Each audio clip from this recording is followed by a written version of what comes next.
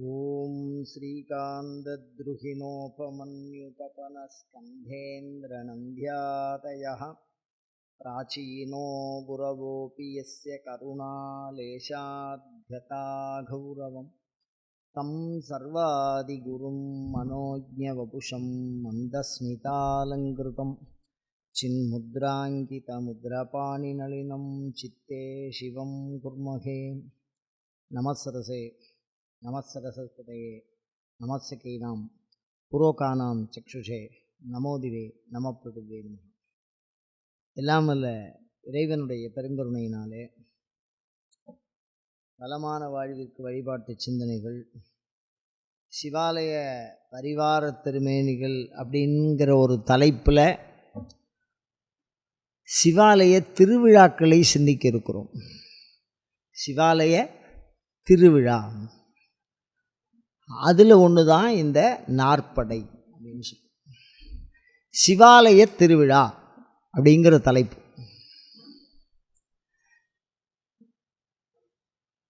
திருவிழா அப்படின்னு சொன்ன உடனேயே நமக்கெல்லாம் என்ன ஞாபகம் வரும் அப்படின்னா, இன்றைக்கி வேறு விநாயகர் சதுர்த்தி ஒரு நாளைக்கு முன்னாடி முடிச்சிருக்கு, இப்படி தானே? திருவிழா, குடமுழுக்கு திருவிழா அப்படின்லாம் சொல்கிறோம். அப்போ தினசரி பூஜை பண்ணுறாங்களே, அதுக்கு என்ன பேர்? காலம்புரை ஏந்து தினசரியாக எல்லா கோயிலையும் பூஜை நடக்குது.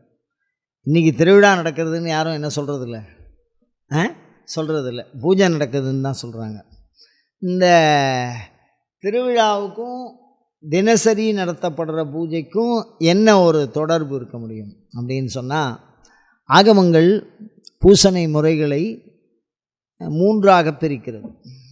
அதில் தினசரி பூசனை அப்படிங்கிறது, இந்த தினசரி பூசனைங்கிறது என்ன சொல்கிறேன்னா, செஞ்சால் புண்ணியம் வராது, செய்யலைன்னா பாவம் வரும்.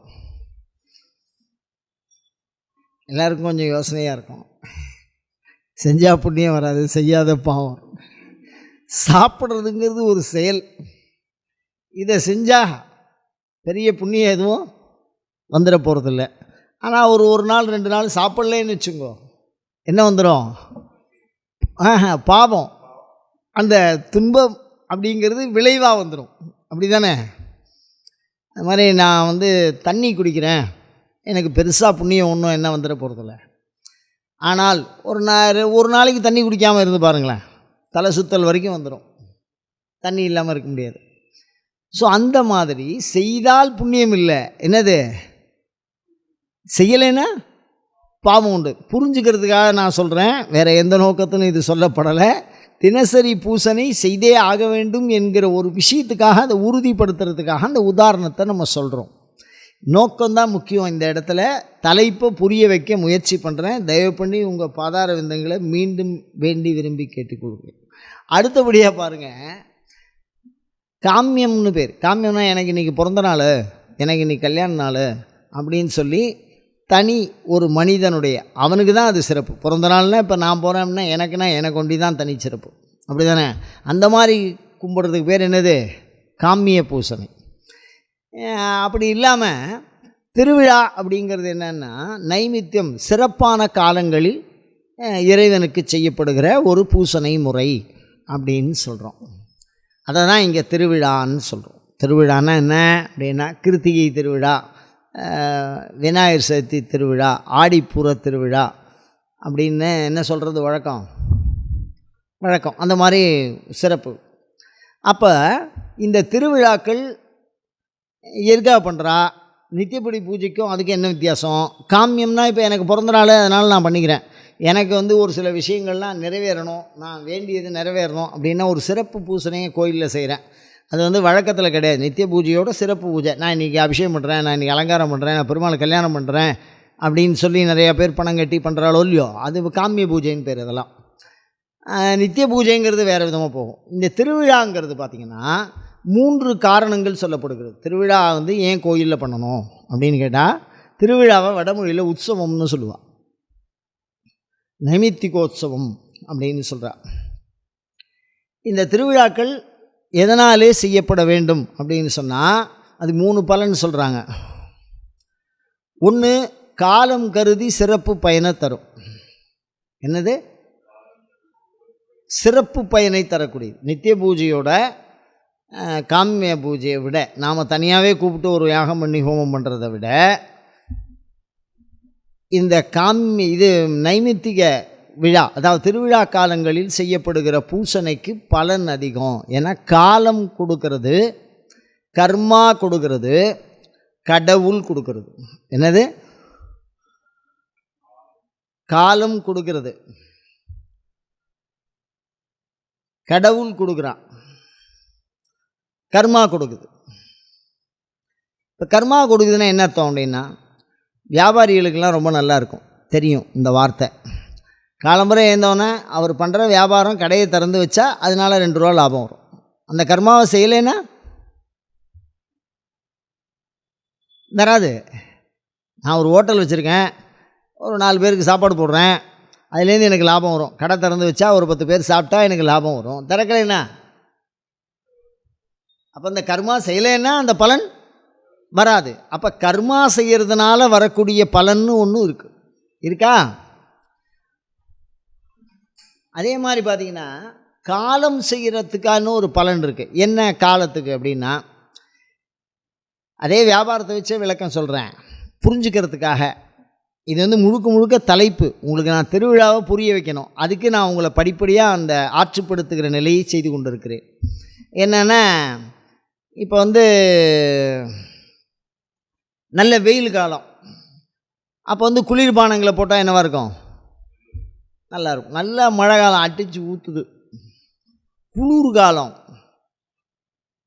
பனி, மார்கழி மாதம்னு வச்சுங்களேன். அப்போ சர்பத்து குடித்தா என்னாகும்? குடிக்கிறவனுக்கும் பிரச்சனை, குடிக்க சொன்னவனுக்கும் பிரச்சனை. அதனால் அந்த நேரத்தில் கொஞ்சம் ஹாட்டாக அது மாதிரி காஃபி, டீ அந்த மாதிரி.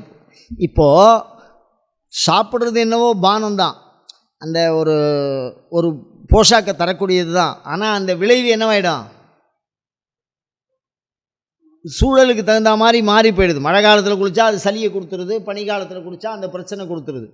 இப்போ நல்ல மழை காலத்தில் உப்பு வைக்க போனால் கரைஞ்சி போகும், மாவு வைக்கிறவன் காற்றடிக்கிற காலத்தில் போனால் பறந்து போகும். அந்த மாதிரி காலம் ஒரு பலனை எல்லா கர்மாவிற்கும் தருகிறது.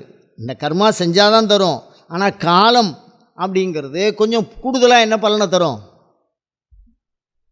காலம் கருதி செய்யும் ஞாலம் கருதினும் கை கூடும்பான். இந்த உலகத்தையே அடைய நினச்சாலும் சரியான காலத்தில் செஞ்சிட்டீங்கன்னா அது நடந்துருண்டா உனக்கு அப்படின்னு சொல்கிறான். அப்போ காலத்துக்குன்னு ஒரு சிறப்பு பலன் இருக்குது. நல்லா தெரிஞ்சுங்கோ. மனிதனுடைய வாழ்நாளில் பாருங்கோ, குழந்தை பருவம் ஒரு காலம், இளமை பருவம் ஒரு காலம், அப்படி தானே? முதுமை பருவம் ஒரு காலம், அப்படி தானே? இப்போ நம்ம இளமை பருவமாக இருக்கோம், நம்ம சொல்கிறத யாரும் கேட்க மாட்டா, நாம் சொல்கிறத யாரும் புரிஞ்சுக்கவும் மாட்டா. ஏன்னா நம்ம மாட்டுக்கு விளையாடின்னு இருப்போம், நம்மகிட்ட யாரும் கவனமான பெரிய பெரிய வேலையெல்லாம் கொடுக்க மாட்டா. அதனால் நம்ம மாட்டுக்கு ஏதோ கிரிக்கெட் விளையாடுவோம், பந்து விளையாடுவோம், அப்படியே படிப்போம், அப்படியே போய்டும், அப்படி தானே? இளமை பருவம் அப்படின்னா அதுக்கு உண்டான விஷயங்களை எதிர்பார்ப்போம், சண்டை வரும், வம்பு வரும், அப்பாவுக்கும் பிள்ளைக்கும் கருத்து வேறுபாடெல்லாம் வரக்கூடிய லெவலுக்கு அது என்ன வந்துடும்? ஏதோ ஒரு சில சில்மிஷங்களை எல்லாம் பண்ண ஆரம்பிச்சிடும். அப்போ அந்த காலம் வரும்போது அந்த விஷயம் என்னவாயிடும்? அதே முதுமையாக இருந்தால் குழந்தைகள் மாதிரி நம்ம சொல்கிறத எவனும் கேட்க மாட்டான், வாசலில் உட்காந்துக்க வேண்டியதான், ஏதோ டிவி பார்த்துன்னு சீரியல் பார்த்து தனியாக இருக்க வேண்டியதான். தவறாக சொல்லலை, தயவு பண்ணி நான் எதையுமே சொல்ல. இப்போ பெரும்பாலானோர் என்ன பண்ணுவான், நான் சும்மாவே இருக்கேன், எனக்கு ஒன்றுமே இல்லை, என் பிள்ளை கூட என்கிட்ட பேசுகிறது இல்லை, என் பேரன் என்கிட்ட பேசுகிறது இல்லை, எனக்கு வயசாகிடுது, 72 வயசாகுதுன்னா அப்போ நான் எதையாவது பார்த்து தான் உட்காந்துருக்கணும் சத்தம் போடாமல், அப்படி தானே? அப்போ நம்மளுடைய பேச்சுக்கு என்ன இல்லாத போயிடுது? மதிப்பு இல்லாத போயிடுது. அப்போ காலம் நமக்கு ஒரு மூளையை மாற்றி கொடுக்குது, நம்மளுடைய வலுவை குறைக்குது, செயல்பாட்டு திறனை குன்ற வைக்குதா இல்லையா முதுமை பருவம்? அப்போ காலம் ஒரு பலனை கொடுக்கறது, காலம் ஒரு பலனை கெடுக்கிறது. இளமை பருவம் விறுவிறுன்னு வேலையை என்ன பண்ண வைக்கும்? செய்ய வைக்கும். ஆனால் குழந்தை பருவம் விரைவு இருக்கும், ஆனால் அதுக்கு ஞானம் என்ன இருக்காது? அதனால் குழந்தை பருவம் நம்மளால் ஏற்கத்தக்காததாக இருக்குது. இப்போ இளமை பருவத்தை ஏற்றுக்கிற அளவுக்கு முதுமை பருவத்தை ஏற்றுக்கிறோமா? நம்ம ஏற்றுக்கிறது இல்லை. அதனால் பல துக்க விளைவுகளை சந்திக்கிறோம். அப்போ மனிதன் மகிழ்ச்சியாக இருப்பதற்கும் துக்கங்களை போக்கிக் கொள்வதற்கும் காலம் ஒரு வகையிலே என்ன உதவுகிறது? அந்த சிறப்பான காலங்களை தெரிவு செய்து அதிலே பூசணை என்பது செய்தால் சிறப்பான பலனை அடையலாம் என்பது தான் இந்த விழாக்களினுடைய நோக்கம். அப்போ காலம் கொடுக்குது, கர்மா கொடுக்குது. நித்திய பூஜைங்கிறது கர்மா கொடுக்குற பலன். நைமித்திய பூஜைங்கிறது காலம் கொடுக்குற பலன். அதுக்கப்புறம் பார்த்தீங்கன்னா கடவுளாக கொடுக்குற பலன். என்னது? கடவுள். இப்போ கடவுள் கொடுக்குறது ஞானசம்பந்தர்னு ஒருத்தர் இருந்தார். அந்த அம்மாவுக்கு அந்த பையன் ஒரு 3 வயசு பையன். அவன் அந்த 3 வயசு சிறுவனுக்கு ஒரே ஒரு 1/4 டம்ளர் பால் கொடுத்தா ஒரு அம்மா. அதோடு அவள் வேலை நின்று போச்சு. அதுக்கப்புறம் அவர் வேலை தான் பண்ணிக்கிட்டு இருந்தார் 16 வயசு வரைக்கும். இப்போ வரைக்கும் அந்த ஞானசம்பந்தரை மறக்காமல் சொல்லிட்டு இருக்கோம் நம்ம. அப்படி தானே? அப்போ என்னது? கடவுள் என்ன பண்ணுவார்? ஒரே நொடி தான் அவர் மண்டைக்கு 24 மணி நேரமும் நம்ம பக்கத்தில் இருந்து ஏதோ இப்படி பண்ணு அப்படி பண்ணு அப்படின்லாம் நம்ம விஷயம் பொன்றாது நின்று புரிகின்ற வாங்கிறது வேறு. கடவுள் அருள் எப்படி இருக்கும் என்பது நாம் எல்லாத்தையுமே கடவுள் அருள்னு நினச்சிக்கூடாது. காலம் செய்கிறதையும் கர்மா செய்கிறதையும் என்ன கடவுள் கொடுத்ததுன்னு நாம் என்ன நினச்சிக்கூடாது. கடவுள் கொடுத்ததுன்னா ஞானசம்பந்தருடைய விளைவு அது தரும். ஞானசம்பந்தருக்கு 1/2 டம்ளர் பாலில் எவ்வளோ பெரிய விளைவு, எவ்வளோ பெரிய மாற்றம், எவ்வளோ பெரிய சமய விஷயங்கள்லாம் நடந்திருக்கு அவர் காலத்தில். எவ்வளோ பெரிய சாதனை. ஒரு 7ஆம் நூற்றாண்டு காலத்தில் போக்குவரத்தே இல்லாத போது மதுரை எங்கே இருக்குது, நம்ம மயிலை எங்கே இருக்குது, மதுரைக்கும் மயிலைக்கும் மனுஷன் நடந்திருக்கான். எவ்வளோ நம்மளை மாதிரி நேஷ்னல் ஹைவேஸ்லாம் கிடையாது.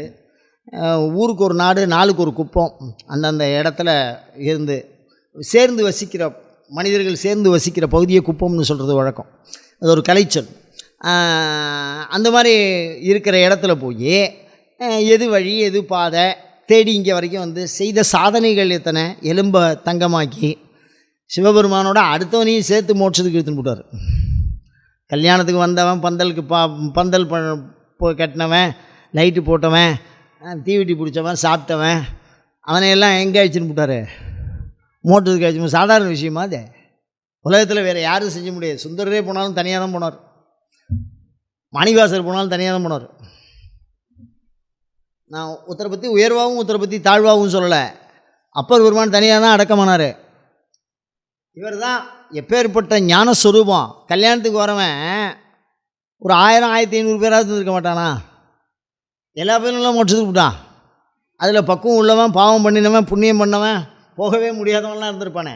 அப்போ குருன்னா சாக்ஷாத் குரு ஞானசம்பந்தர். அப்போ கடவுள் கொடுத்த விஷயம் வர்றவன் தான். எனதுரை தனதுரையாக திருவாலங்காட்டில் அவருடைய மனம் பாருங்கள். காரைக்கால் அம்மையார் கையினால் நடந்த இடம் நம்ம போய் கால் வைக்கலாமான்னு யோசிச்சுருக்காரு. யார்? ஞானசம்பந்தர். யோசிச்சு பாருங்க, எப்பேற்பட்ட ஞானம். அதை அந்த சாமி கூப்பிட்றாராம். என்னடா என்னை பார்க்க மாட்டியா?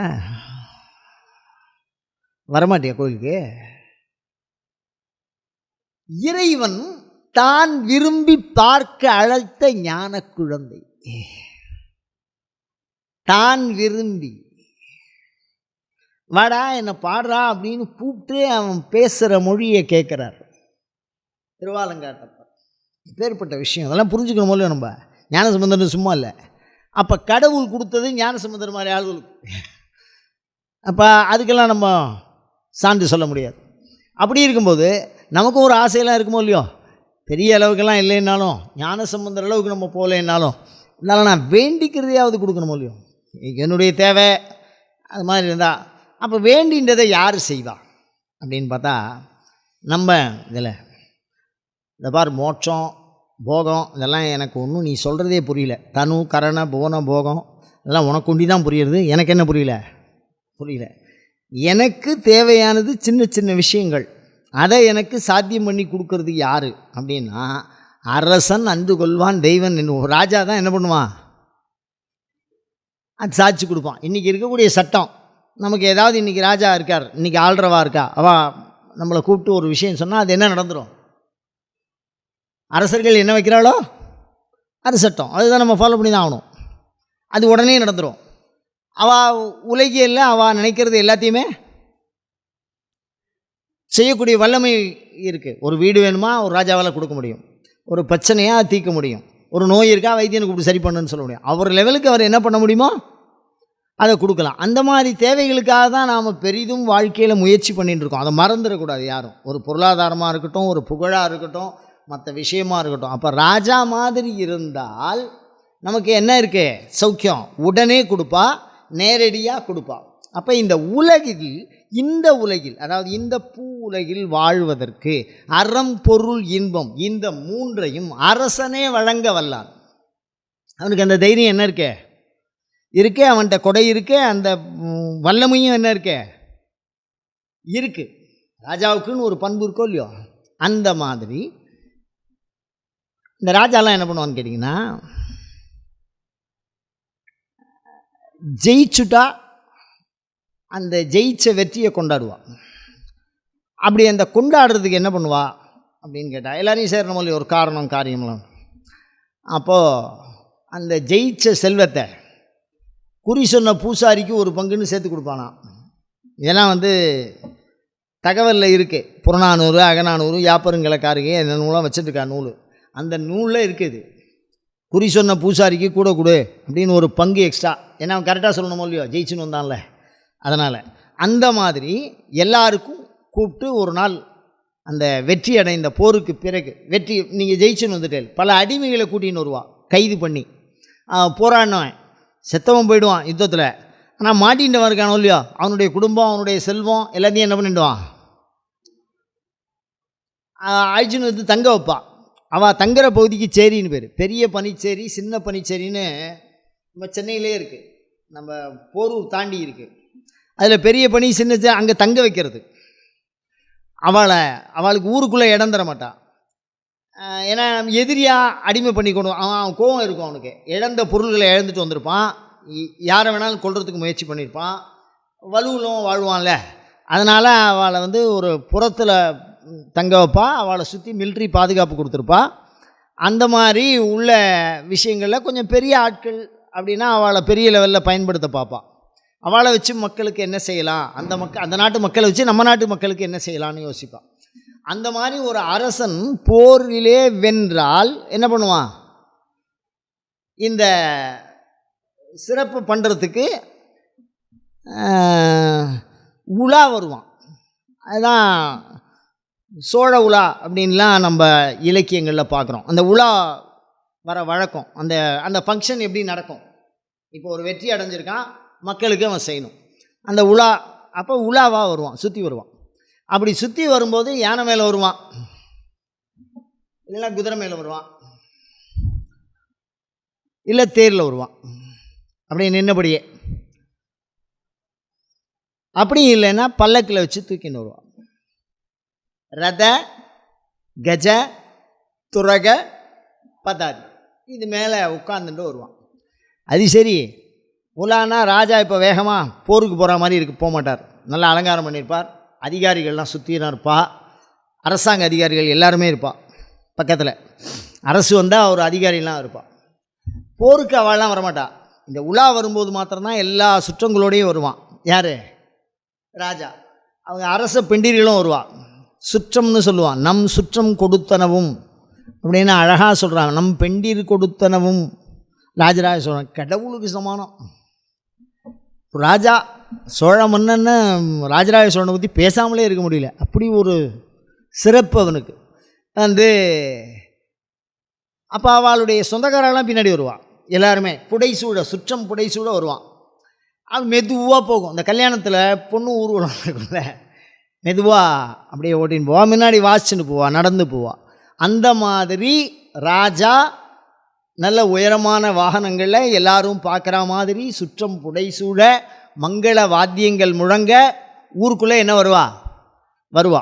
என்ன சிறப்பு அப்படின்னா, அந்த ஊர்லேருந்து அந்த நேரத்தில் யார் என்ன கம்ப்ளைண்ட் சொன்னாலும் அதை உடனே பக்கத்தில் அதிகாரி இருப்பான், உடனே சொல்லி உடனே தீர்ப்பான். உடனே தீர்த்துருவான். இப்போ எனக்கு இந்த நிலம் சொந்தமாகணும், இது மாதிரி ரொம்ப நாளாக நான் இழுத்து பறிச்சு நிற்கிறேன் அப்படின்னா உடனே யார்ப்பா அது? அதிகாரி யார்? அவன் ராஜா வரான்னா அந்த ஊர் அதிகாரி எல்லோரும் வரணும். அந்த நிலப்பகுதி வசூல் பண்ணுறவன் கொடுக்குறவன். திடீர்னு ஒரு நல்ல ராஜா வந்திருக்கார், அவர் முன்னாடி பாடுவோம் அப்படின்னு புலவர்கள் பாடுவா.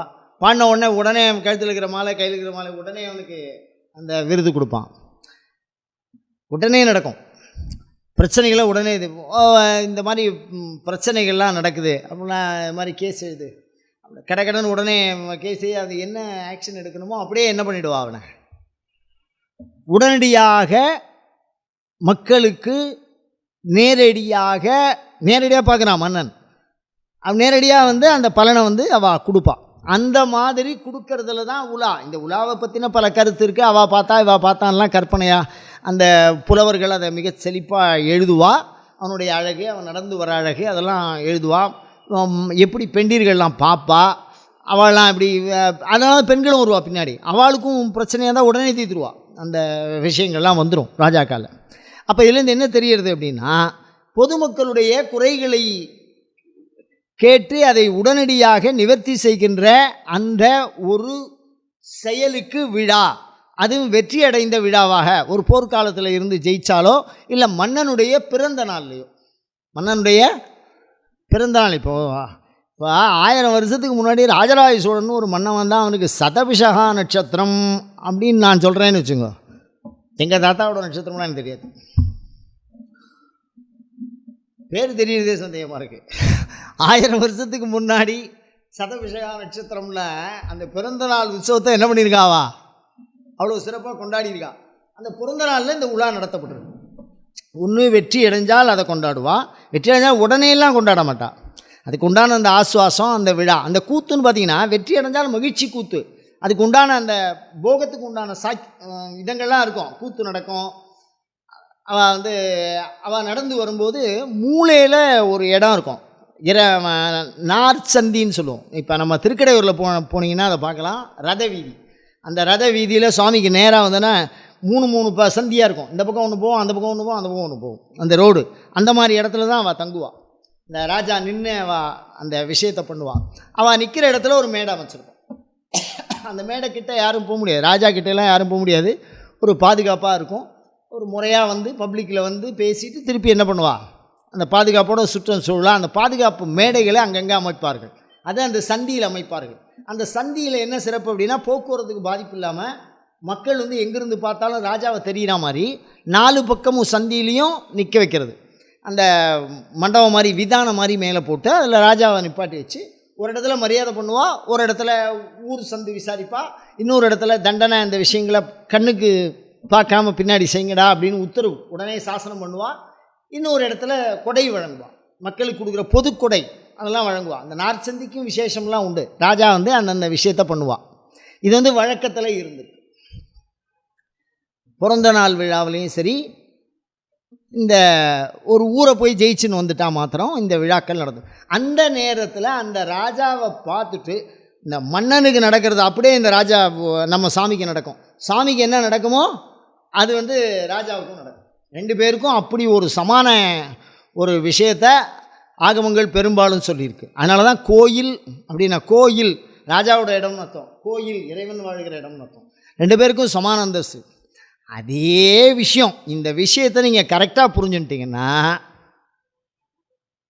நான் சொல்கிற விஷயம் இப்போ திருவிழானா என்னன்னு புரியும் உங்களுக்கு. வெற்றி அடைந்த நாள் அப்படின்னு மன்னனுக்குன்னா, சுவாமிக்கு எந்த பக்தனுக்காவது அனுக்கிரகம் அளித்த நாள். என்னது?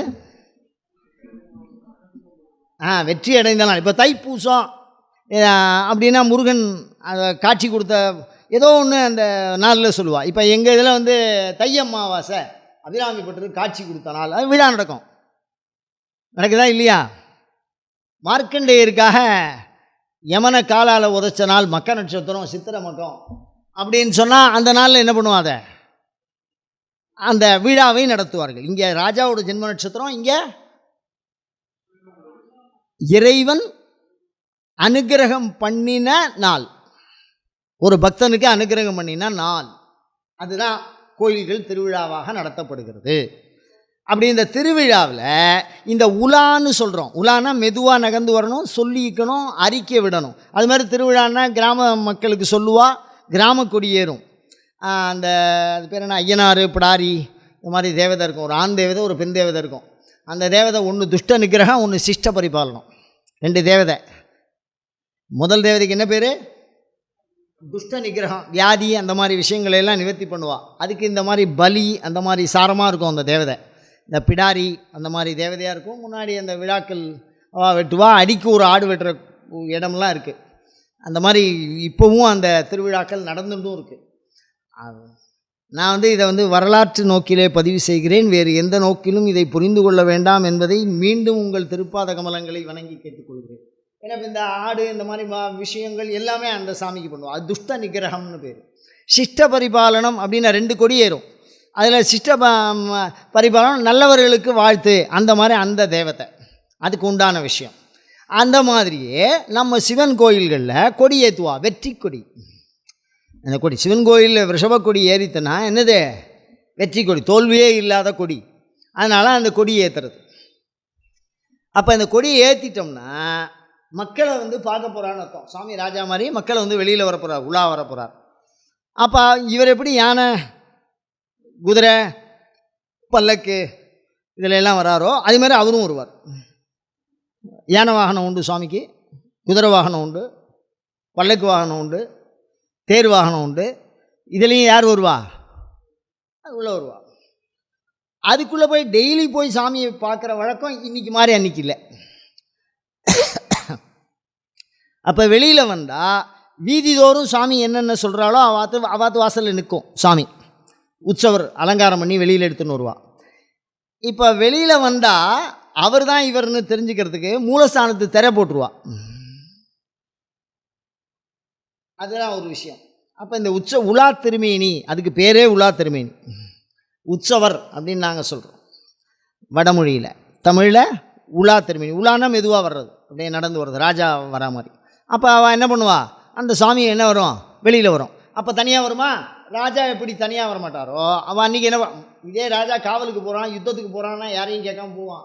பரீட்சைக்கு போகிறான், மார்வேஷத்தில் போகலாம், யாரையும் கேட்காம போகலாம். சாமி எங்கே பார்த்தாலும் இருக்கார். இருந்தாலும் ராஜா உலா வரான் அப்படின்னு சொன்னால் ராஜ பண்போடு வருது, அரச பண்போடு அதிகாரத்தோடு மக்களுக்கு அறிவிக்கப்பட்டதோடு அந்த கௌரவத்தோடு வரக்கூடியது தான் உலா. அதனால தான் முன்னாடி பலி தேவர்னு ஒன்று போகும் உற்சவத்தில் பார்த்தீங்கன்னா. அங்கே ஸ்குவாடுன்னு சொல்கிற போது நம்ம முன்னாடி வரப்போகிறார் அப்படின்னு சொன்னான். அதில் பலி தேவதை அப்படின்னு சொன்னால் அங்கே துஷ்ட நிகிரகம், சிஷ்ட பரிபாலனம், அதுதான் இந்திராதி வஜ்ராதி, அந்த ரெண்டும் அதில் முடிச்சுடுவான். அதை பலியை கொடுத்துனா வாழ்க்கை வேண்டியப்பட்ட வாழ்க்கை எல்லாருக்கும் எல்லாம் கொடுப்பான் யுத்தத்தில். அந்த மாதிரி பலியை போட்டுன்னு முன்னாடி ஒரு சாமி என்ன போகும். அதுக்கப்புறம் பின்னாடி தான் இவர் என்ன வருவார்? அவருடைய மனைவி, மக்கள், விநாயகர், முருகன், சண்டிகேஸ்வரர், அவள் எல்லோரும் வருவாள். அப்படியே வந்தோடனே வீதியில் அவள் இடத்துக்குள்ளே அவளுக்கு பூஜை பண்ணும்போது சில பேருக்கு பட்டம் கட்டுற வழக்கம் உண்டு. பட்டம் கட்டினா அதே இடத்துல சாமி மாலையை கொடுத்து கழுத்தில் பட்டம்லாம் போடுவான். அது அந்த அறம் வளர்த்தவர்களுக்கு சிறப்பான விஷயம். அவள் வாசலில் கச்சேரி ஒரு 2 நிமிஷம் சாமி நிற்கும் அங்கே, அதெல்லாம் நம்ம பார்க்குறோம் வழக்கத்தில். அது மாதிரி சிவன் கோயிலில் என்ன பண்ணுவான்னா கார்னர் நிப்பாட்டுவான்.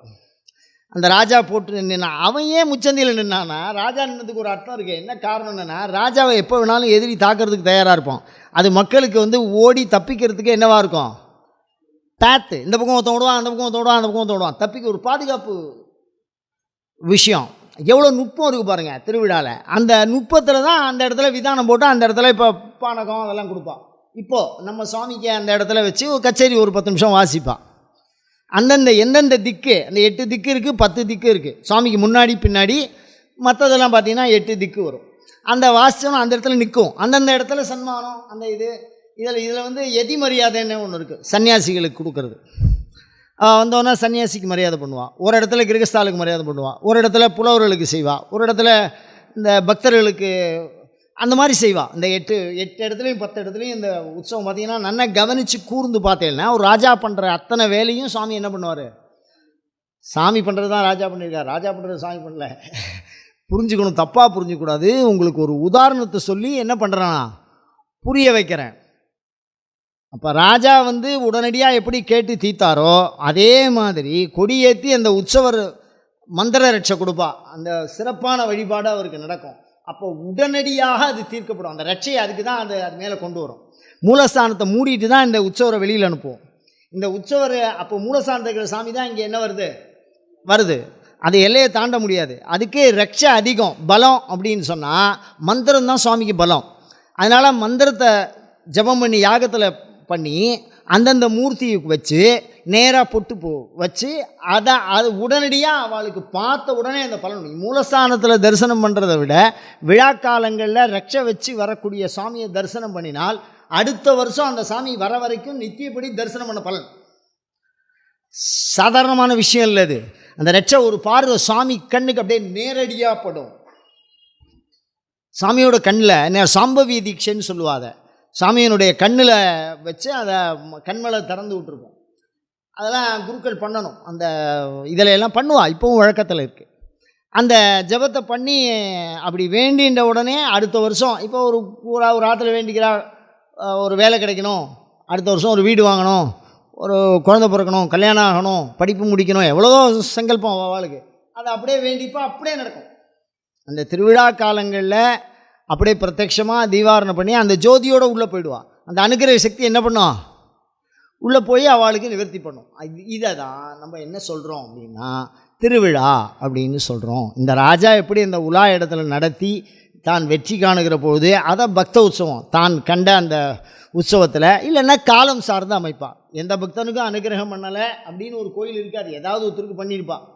அப்படியே இல்லைன்னாலும் அது பொதுவாக என்ன சொல்லுவாங்க, காலம். இன்னும் அந்த சாமிக்கு கால விசேஷம். இப்போ கிருத்திகை அப்படின்னா முருகனுக்கு, சங்கடகர சதுர்த்தி அப்படின்னா விநாயகருக்குன்னு அந்த மாதிரி அந்த கால விசேஷத்தில் அதிகமான பலனை தரும். அதுதான் கோயிலினுடைய சிறப்பு. நான் பண்ண பாவத்துக்கு தோந்து புண்ணியம் ரெண்டும் கரெக்டாக இருக்குன்னா கடைசி வரைக்கும் நம்மலாம் மோட்சத்துக்கே போக முடியாது. ஒரே தெரியாக கொஞ்சம் மிகுதி பண்ணி சமஸ்த பாவத்தையும் அழிக்கிறது, இல்லைனா புண்ணியத்தை ஒரே தெரியாக மிகுதி பண்ணி மேலே ஏற்றுறது. ஒரு தடவை பண்ணால் 1000 தடவை புண்ணியம் அப்படிங்கிற மாதிரி இந்த திருவிழாக்களுக்கு பலனை கொடுத்து அந்த 1000 மடங்கு பலனாலையும் பாவத்தை அழித்து புண்ணியத்தை வர்ஜனம் பண்ணி மனிதர்கள் வாழுகிற அறம் பொருள் இன்பம் வீடு இந்த 4 வகை பயனையும் 4 முச்சந்தியில் கொடுத்து நமக்கு அனுகிரகம் பண்ணுவார். 4 முச்சந்தி, அறம் பொருள் இன்பம் வீடு.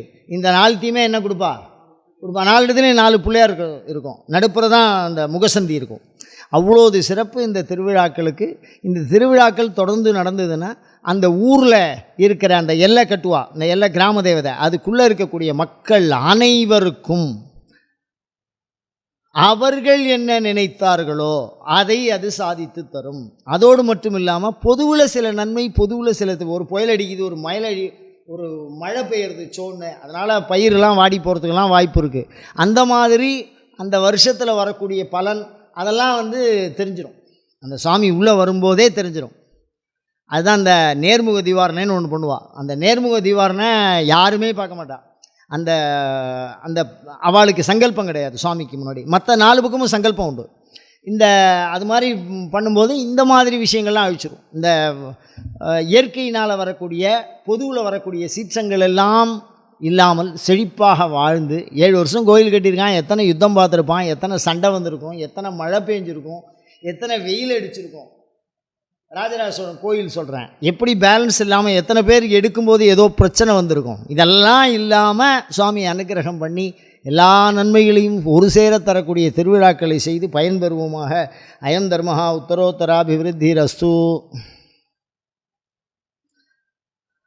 அடுத்த வார சிந்தனையாக ஆலய மணி, எல்லா கோயிலையும் மணி அடிக்கிறா, அந்த மணியை பற்றி நம்ம சிறப்பாக ஒரு சிந்தனை செய்வோம் என்று சொல்லி அயம் தர்மஹா உத்தரோத்தராபிவிருத்தி ரஸ்து.